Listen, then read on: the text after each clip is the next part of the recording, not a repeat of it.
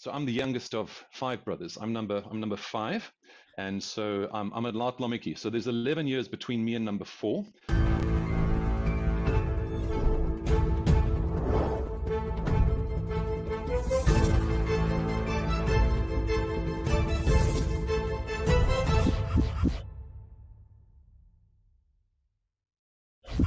So welcome to another episode of Inspirational Interviews here on the YouTube channel. A big thank you to everyone who's subscribed. I really appreciate it. And those that have watched. Turns out that of the 100% of people that watch my videos, only 8% are subscribed. So maybe it's a good idea just to hit that subscribe button. Enough of that. Let's get on to the reason I'm here. I started working at Algoa FM, which was then known as Radio Algoa, in 1996. And a man that I met shortly after I joined was also someone who helped me get out of debt the first time. It's a weird cycle. And it's just an inspirational character, but I knew him very well from the inserts that he did on the radio station, which were very popular. Without going too much into that, because we'll get into that later, let me welcome Paul Leonard. Good to see you. Hi, Graham. It's nice to meet you again. And yeah, you asked me to do that the radio intro. So yes, hello, I'm Paul Leonard, and this is Money Talk. And the people in the Eastern Cape will remember the well-known number from the days when it was on. It is and it's 041 3737 999, and that was my number. Brilliant.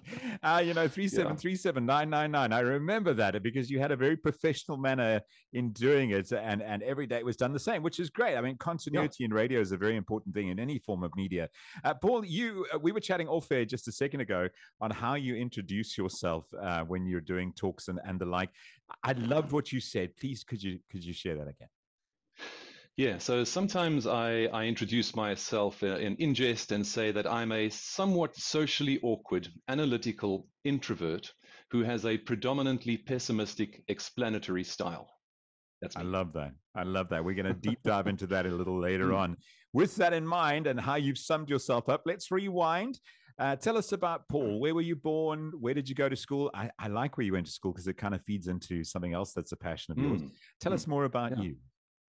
Sure. So I was born in PE in the provincial hospital. We lived here for 2 years and we moved to KZN. We lived in Toti for a couple of years, then moved to Durban. We lived in a block of flats in Addington, in that area. Wow. And my mom was actually very ill. She died when I was young, I was only 9. But she went to that hospital, and later we moved to the North Coast, to Stanger. I don't even know if it's still called that. It is. But so we went to Blythedale Beach and, close to Umhlanga, well, it's further north from Umhlanga. And then from there, when my mom passed away, well, she knew that she wasn't well. So I think she wanted to get me into boarding school. So I auditioned and got into the Drakensberg Boys Choir. So I went there, and it's a boarding school, and I was there for 6 years. That's the longest you can be in the school. And from there, I moved back to PE, funny enough, to carry on singing, because the then director of my choir at the Drakensberg moved here to head up the university choir. So I followed to carry on because I wasn't sure where to go. And then I went to VP, or Victoria Park, here in PE for 1 year. And then I moved in with a brother. In fact, so I'm the youngest of five brothers. I'm number five. And so I'm at Lat Lomiki. So there's 11 years between me and number four. Wow. And then I lived, it was number two.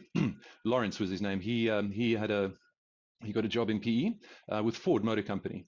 So I moved in with him in the western suburbs, which was then Sherwood, and I went to Westring.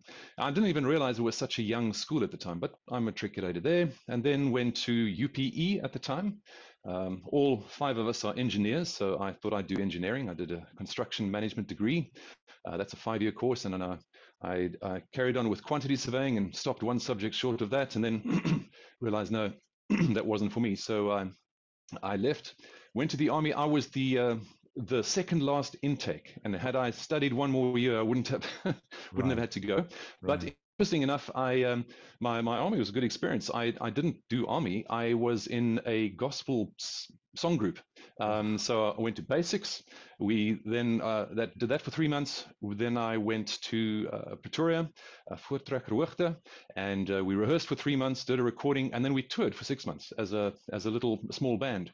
And it was a great experience. 60,000 kilometers in 6 months around South Africa. Wow. Schools, army bases, churches, that sort of thing. Wow. yeah, from there, my then girlfriend had a teaching post in East London at Selborne College. So I had nothing. So I went there, um, and she gave me an ultimatum. So I proposed, Ah, and so that's and interestingly, it was there that a friend. I started selling houses, and a friend said, "Gee, if you work this hard, why don't you come work for this life insurance company where I am? You'll do much better." So I was very disillusioned. The property industry was in a slump, one more of its slumps. Um, and so I said, well, out of courtesy to the friend, I'll go. So I went for the interview and I thought, wow, this is actually quite interesting. I'll try this. And then I moved into the world of financial planning and finance. Found it very interesting. What I was fascinated with is that a lot of I thought I was educated, so-called BSc degree, everything, but I knew nothing about personal finance, and that fascinated me. So I immersed myself in that, and well, I basically changed career 2 months before we got married, and wow. Wow. so here we are. So yeah, and I'm still married. In fact, Carol and I met in the university choir, and that's how we met. And she's a Oh, music wow. teacher, a violin teacher, and she teaches part time at Priory here in PE and also at VP. So today she's at VP. So she goes between those two schools. So It's that's us. amazing. That's amazing. You know, The rapid fire. I really love doing these interviews because the people that I speak to are inspirational, but they're multifaceted. And in that one introduction, you've taken us on such a journey of the various facets that make up your life. And I want to start with the finance one because you Hmm. speak about personal finance, and there are a lot of people that will do insurance broking or personal finance as a career. You tend to me to have always done it more as a passion because it's like you really take an interest in helping people succeed with their finances.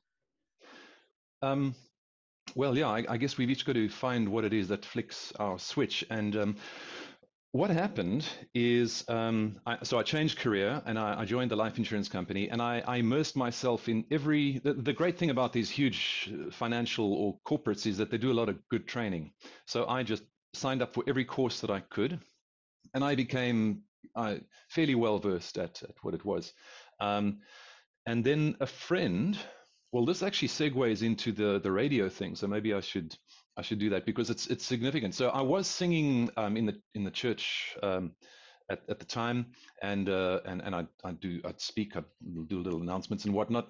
And it was Kevin Potter was Wow. I don't know if you remember him. I He do. was he was at Radio Algoa at the time, and he said he got me to start doing voiceovers for radio ads. He thought I spoke quite nicely, and then a friend said, "Well, if you do that, why don't you do a financial something on the radio?" So Dave Tiltman was the program manager at the time, Yes. and so I went to him with the concept of a 2-minute soundbite. And what I thought I'd do is I take the concepts that I was learning and translate them into people language. Yes. Um, I learned that the world of finance has its own dictionary. It's got its own terminology, language, acronyms, everything. When I got started, I didn't know what they were talking about. So I thought, well, a lot of people must struggle with the same thing. They don't know what's going on. So I will ask the dumb question. A dumb question on that thing of, if you ask a dumb question, you look stupid for a moment. If you never ask a dumb question, you'll stay stupid for the rest of the time, Yes. for the rest Yes. of your life. Beg your pardon. Yes. And some people are just too embarrassed. So I said, I'll overcome the embarrassment. I'll ask the dumb question, and I'll answer it in a simple way that people can understand. So I pitched that to Dave, and he said, well, let's try it for 1 month. And that month became 24 years Yes. of daily, Monday through Friday on Algoa FM. And the way I test these things is with my wife Carol. I'd run them past her, and she's my, the spouses or partners are often the best critics or the most the honest critics. Yes. And she would just, no, I don't know what you're talking about. You're confusing me. So then I'd have to go back and rewrite it. Does it make sense now? And so Wow. that's how I'd try it. And so yeah, so the experiment of 1 month, obviously something in that formula worked. It worked for Algoa because they kept it on air. It was attracting listeners, and yeah. So funny enough, after a while, I went to the the life office that I was working for and said, look, I'd like to work in this particular market. Anyway, so I decided to start my own business. And this was after I'd started the radio show, and we'd get lots of inquiries, and I would be able to help people. I would, they'd come with, I don't know how to do this. And, and then I'd lay out the options to them, explain the pros and cons. They'd make better decisions, and I'd get, it was very, very gratifying and satisfying and good for the soul, because I was actually helping people, and they were, Yes. it was, thank you. I didn't Yes. know what to do. But after a year, my wife said, but okay, this is great, but we're not making a lot of money. So, because all you're doing is solving problems. So, and the reason for that is at the time, this industry was set up in such a way that it really was commission based, and it was difficult to charge fees for advice and that sort of thing. So I found a way to change the model, and we started getting paid for giving advice. Right. So there's been a large move in this whole industry towards that type of thing as well. So now there's multiple hybrid models, but the point being that I finally figured out how to give advice, tell people the right thing, and still earn a reasonable living for myself. And right. That's how it started. Well, that's why I say, you mentioned that it was very gratifying to help people, particularly, people who are really, really struggling, and see them get to a measure of financial security and perhaps a little bit more independence, and, not fearing every phone call that they get, thinking it's someone asking them for money, which is something that you take very seriously. Okay, without getting too much for free here, if people want to live better financially, what do you think the key is to that, regardless of income, maybe a lower income or a high income, whatever it is? What is the key to living better when it comes to your finances? Well, who was it that wrote the 7 Habits of Highly Effective People? So well, why can't I think of his name now? Anyway, in the book, he talks about, I'll think of his name at a random point, then bring it back in. He talks about principles. Everything in life is governed by principles. And if we can just understand the principle, then it's easier to make decisions that are we know, good decisions. So here's the principle with finance. Whatever you earn, spend less, invest some, and leave it invested for a long time. And that's it. Ta-da! It's so simple, right? Right? Yeah. Well, I remember when you and I, like you were doing segments on the radio, and I want to talk more about that in a second. But I came to you and I said, listen, Paul, I'm drowning here a little bit. Like, I'm earning a relatively decent salary, but there's just nothing. And you drew a graph for me, and you showed me where I was. You showed me break even, and you showed me where you thought I needed to be. But the first step was to get to that even point, to that 0 point, and how to pay off your larger interest-bearing debt first, and then move that capital to the next one, and the next one, and the next one, and then and it became a formula that I think, for me, that I've applied throughout my life since you and I spoke. So it's that general making a difference in somebody's life to where they go from stress to relative comfort, even though life is hard. We know that finances are hard. The economies turn, especially now where it is. Yeah. Economies turn not necessarily on your actions, but on someone declaring war in Russia, or in Ukraine. It all has an impact. But managing what you have, and you simplified it so beautifully there. I absolutely love it. Paul, how many episodes did you do of Money Talk? Do you have a count in 24 years? I did have a count. 24 years, so that's 52 weeks times 5 times 20. So let's say 50 times 2. So that's over 12,000. Wow. Am I right? Wow. Yeah. Wow. So that's a. And do you? Am I right? I hope my math is right. Let me just double check. You are the finance guy. So do you have any of those recordings still, or do you? I have some as souvenirs. In fact, what I did is I even got my kids when they to do. There's like a Children's Day on the national calendar. So sometimes I would get them to do it. So I kept a couple of samples as souvenirs. Right. And I've got all the transcripts, all the scripts that I wrote going back. Yes, I reckon there's one heck of a YouTube channel there, mate. If you decided to reuse those, it really would be amazing. I was wrong. Sorry, 6,000 episodes, not 12,000. My maths. I thought there was something wrong with the number. Well, 6,000 times 2 minutes is 12,000. So there it is. Yes, there we go. So absolutely You're very brilliant. gracious, thank you. What did you find most common that you dealt with, or were the kind of questions you got most common from people once they'd listened to one of your inserts? What's the most common thing people would come to you and say, Paul, this is where I'm struggling? There isn't one only. A very common one was personal money management. Right. And that's kind of 101, how to handle my money. And then a lot of questions related to saving tax. A lot of questions related to where do I invest? Where do I get my money to grow? So if I had to say which one, it's actually difficult. Excuse me. In the early days, it was mostly money management, and I guess it definitely depended on what the topic was that I discussed. If I spoke about investments, clearly I would get investment-related queries. If I spoke about tax or offshore, I'd get those types of queries. And excuse me, if I spoke about debt, then those would be the queries. But I think if you had a look at South Africans in general, I think a lot of people just struggle with basic money management. It's a difficult skill to teach.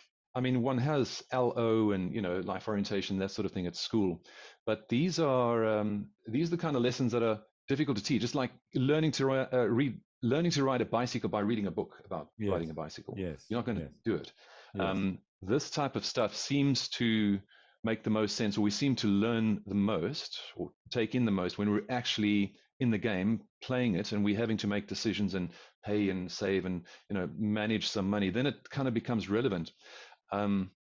I've spoken. I love talking to young people just to give them the basics and teach them the principles, but very often they glaze over because it's not really relevant. Right. Right. So yeah, if one can't get the basics of money management right, then one's gonna struggle. One's whole life, and so it is and like we have different personalities, we have different money personalities, and not everyone is financially inclined. Some people just don't. It's not interesting to them. They couldn't be bothered. It's not. It's an irritation. So they don't. But the thing is, they're in the game, whether they like it or not. Yes. Unfortunately. Yes. So if we don't take at least a reasonable interest in our finances, it's going to hurt. Would you say, Paul, that one of the areas where most South Africans, or perhaps not just South Africans, because there are people watching this who are not in South Africa, but just in the world, one of the areas that people don't focus on enough is retirement? Yes.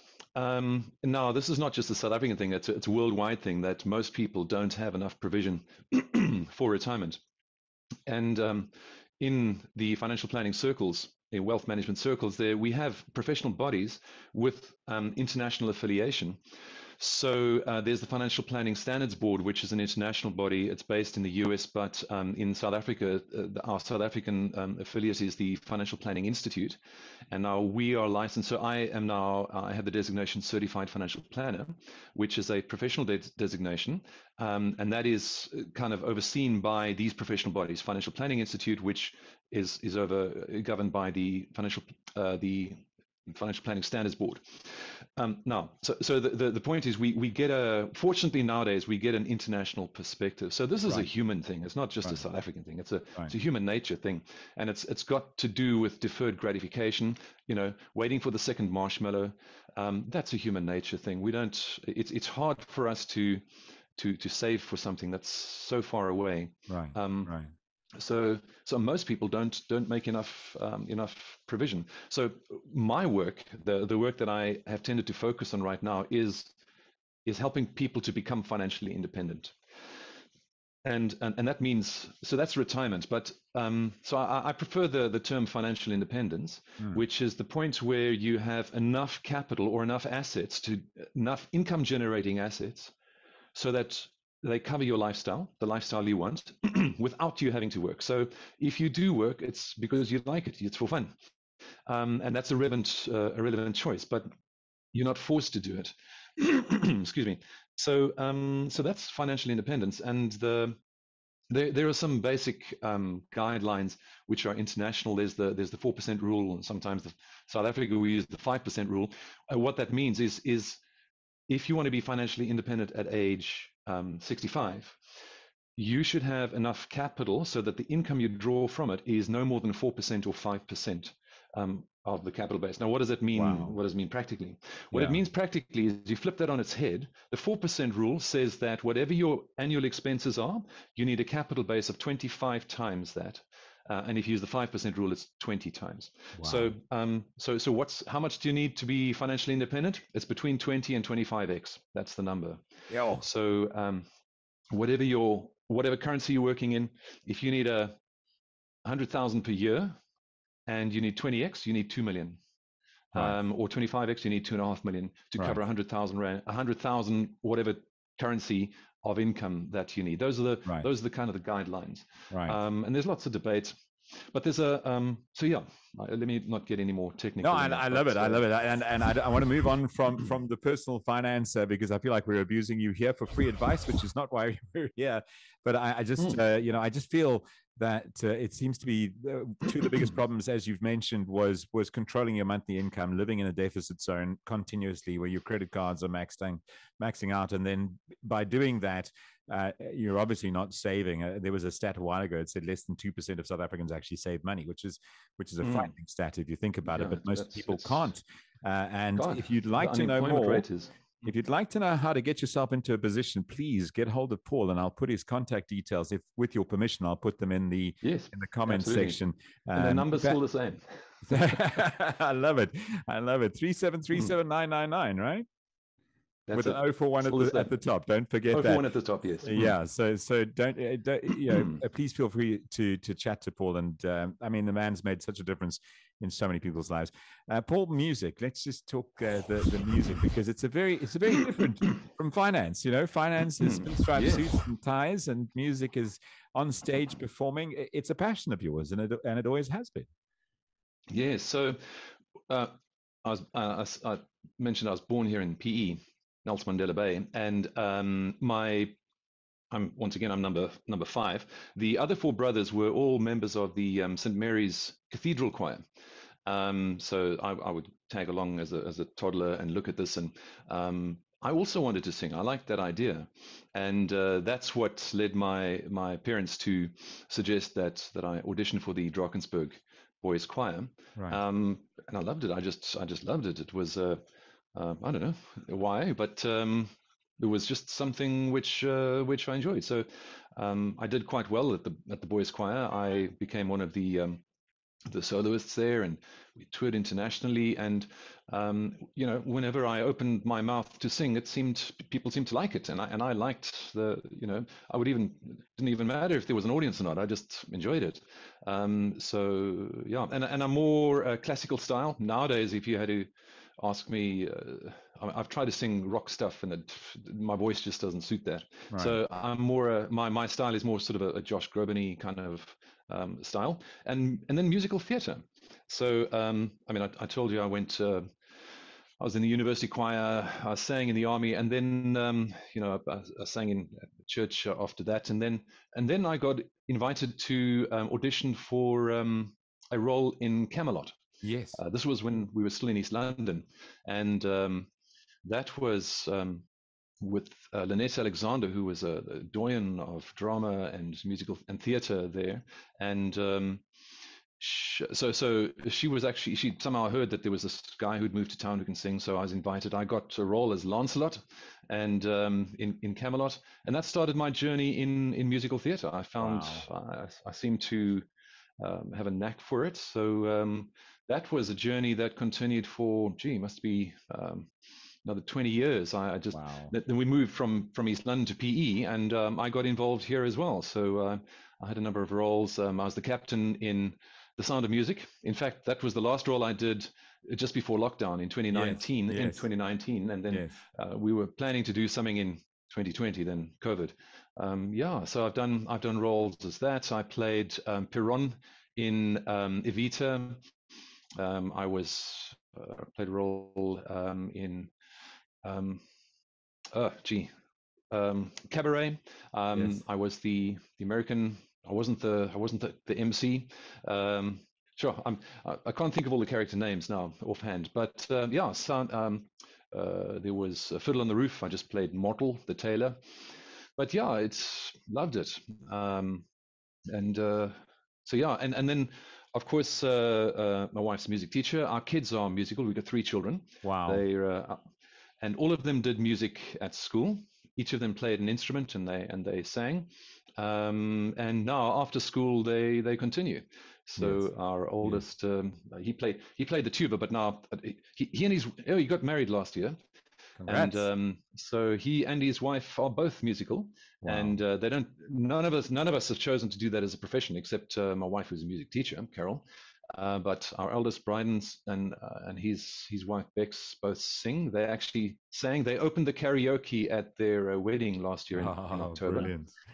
Brilliant. And then yeah, so my daughter sings. She's got a boyfriend who also plays music and that sort of thing. So yeah, it's in the family. It's just a joy. So nice. you may have played Captain Von Trapp, but it's almost like you were that with your own family, a family of singers, a family of musicians. People do joke. In fact, what we do is my Carol's parents, my parents-in-law are at a retirement village around the corner. So what we'll often do as a family is just do a quick rehearsal and then go do a Christmas thing of Christmas carols, which we did last year as well. So we just hire a sound system, carry the keyboard out there, the electric piano, and we do a little 45-minute thing with everybody participating. It's lovely. Yeah. Wow. The diversity is what's so inspirational. It's absolutely brilliant. I don't have a lot of time left with you. Just to wrap it up, where to next? And you were talking off air about how you went through almost a burnout situation where you've had to rebuild and get to know yourself better. What's next for Paul? Well, yeah, so another one of the ways in which I sometimes introduce myself is to say, hello, I'm Paul and I'm a workaholic. And it runs in the family. My oldest son is, we just work too hard. So I think over multiple decades of just pushing too hard, white knuckling it through. 6 years ago, I actually had a proper burnout. I was booked off for 3 months by the person I was seeing, the psychologist, and yeah, it's taken me 6 years to recover, and I'm well again. And as we said off air, it's not. I'm not back to the old. It's a new me. I've had to learn new skills, and overcoming this thing is not there's no magic bullet. There's lots of little things, lots of habits one's got to learn. I've got to learn about how to be less stressed, how to pace myself, and that sort of thing. And so, and it's very. There's a lot of people who struggle from this, and it's an interesting phenomenon because, especially with the way in which many jobs are being removed through AI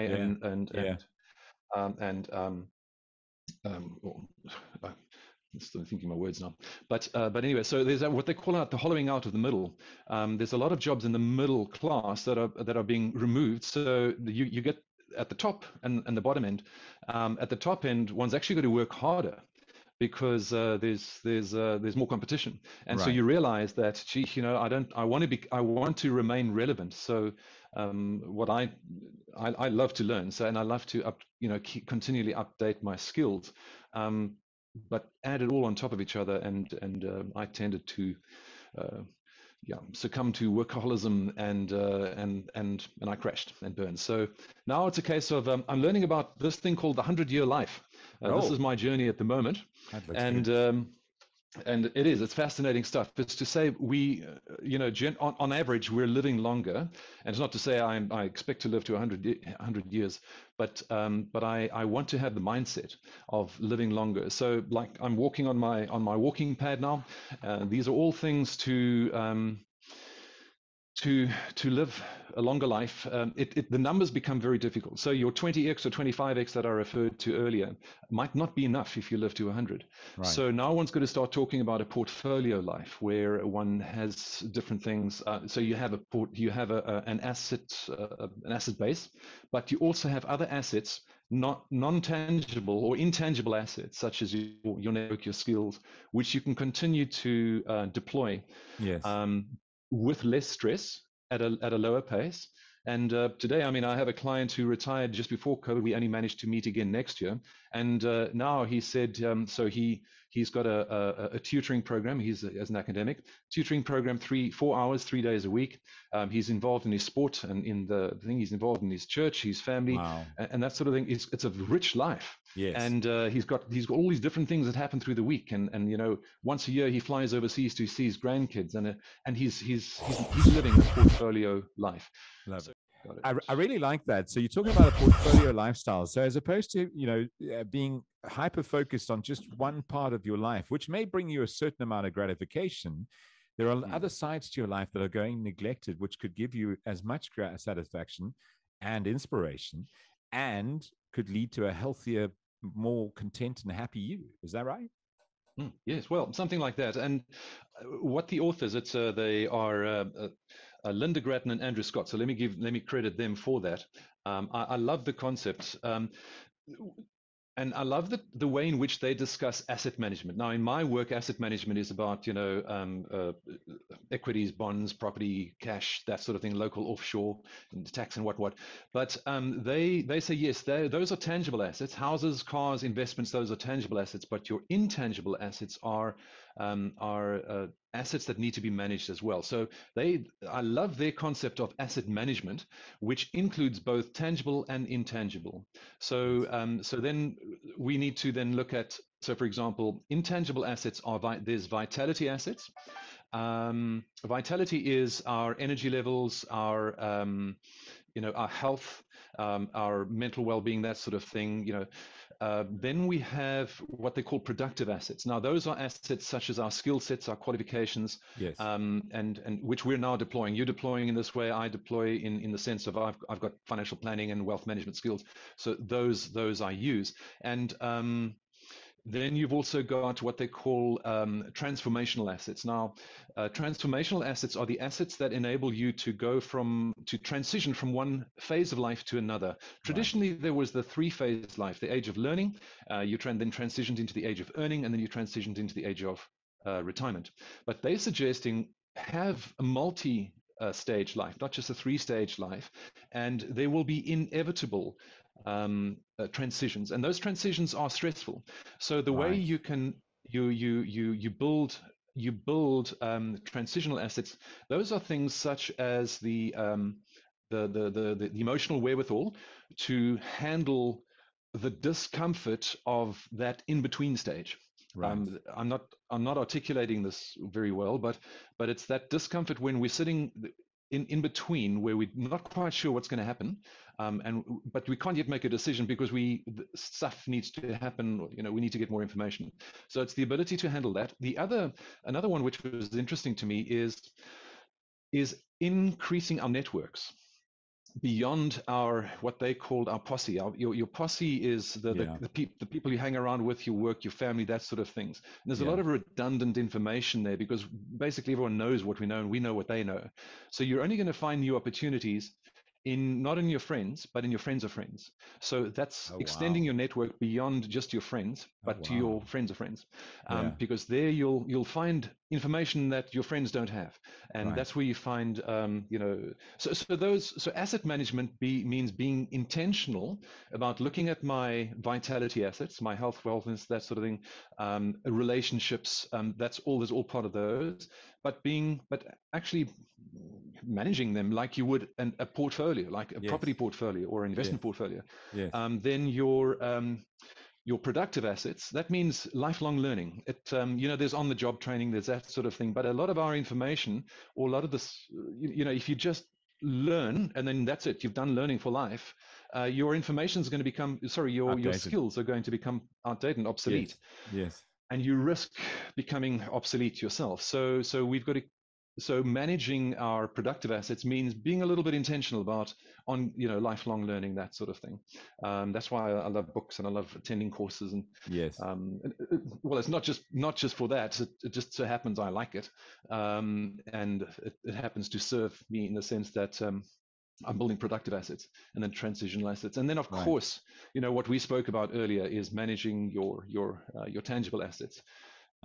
wealth management, money management, investing, that sort of thing. So Yeah. I love that concept of looking at living a longer life. So portfolio living is about doing asset management in the broad sense that in which they define it, Right. both tangible and intangible assets. And to me, Yeah. it's kind of liberating in a sense. And certainly the people that I've spoken to, it's like a weight off their shoulders. Right now, I've got somebody who's retiring. They're in pharmaceutical, or in retail pharmacy, and in leading up to their last salary check, I spoke about this, and it was like they also found it. Wow. They found it nice in the sense Yes. that doing locum work is actually a good idea. It's not just it's and Yes. he's now got a productive asset that's actually more productive, given that he's got all this experience. So he Yes. can now go deploy this, but in a couple of hours a week.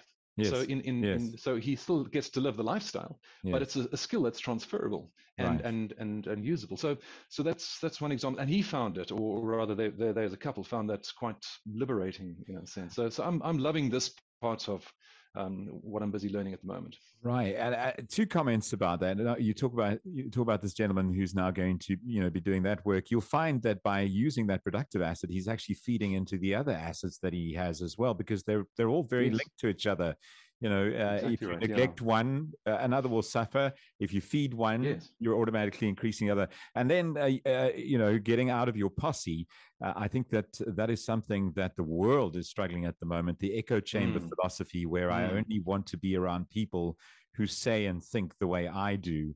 And that way you're never challenged. Yes. So you need to go beyond that. I mean, and I say it not from a self-righteous point of view. I'm also in danger of doing that myself. So we've got to check ourselves regularly and go, is it okay to have a conversation with a person who has a different opinion to you? Yes, it is. Yes. In fact, I encourage you to have more of those conversations. So I love very that. Good idea.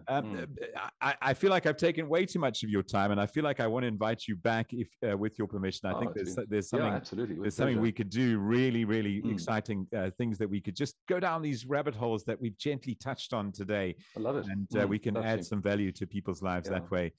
Paul, thank you so much for taking the time. And next time I'm going to get a walking pad too, because I think you've done about 2Ks while I've been sitting here doing nothing. I must actually check here. Yeah, I'm actually walking only at half a K now because I can easily drink my coffee and my water. There you go. I've only done 600 meters at this pace. Okay, so that's fine. Any exercise you can do while drinking coffee is a good thing. So I'm all for it.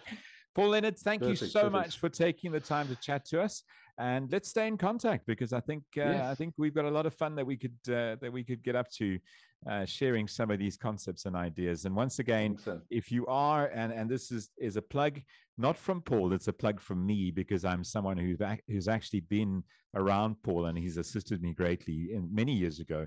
If you do need help with anything, be it personal finance, be it retirement, be it just managing your investments, please get hold of Paul. The contact details will be in the description of this video. Paul Leonard, all the way in Gqeberha, thank you so much. Perfect. Thanks, Gordon. It's been great.